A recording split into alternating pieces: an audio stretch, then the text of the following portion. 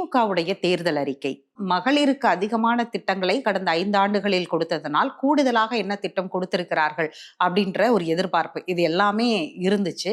8000 ரூபாய்க்கு ஒரு கூப்பன், அதாவது வீட்டு மின் உபயோக பொருட்கள், ஹவுஸ்ஹோல்டு எலக்ட்ரானிக் அப்ளையன்சஸ் வாங்கி கொள்ளலாம் அப்படின்னு சொல்லியிருக்கிறாங்க.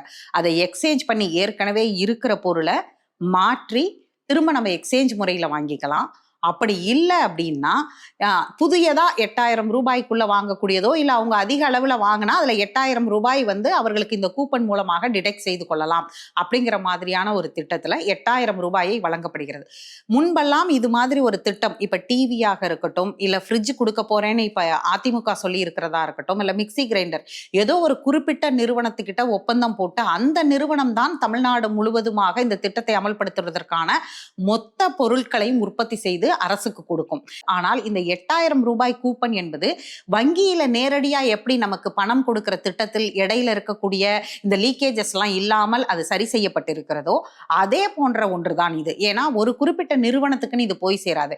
நீங்க உங்க வீட்டுக்கு பக்கத்துல இருக்கிற ஏதோ ஒரு கடையில அந்த பொருளை வாங்கிக்கலாம். அப்படிங்கும்போது பக்கத்தில் இருக்கக்கூடிய கடைகளுக்கும் அதனால ஒரு மறைமுகமாக ஒரு வருமானத்தை ஈட்டி தரக்கூடிய ஒன்றா இருக்கு. இன்னொரு பக்கம் இதுல இந்த அரசு துறையிலும் குறிப்பிட்ட அரசியல் கட்சிகள் சார்ந்தும் இருக்கக்கூடிய லீக்கேஜஸும் தவிர்க்கப்படுது.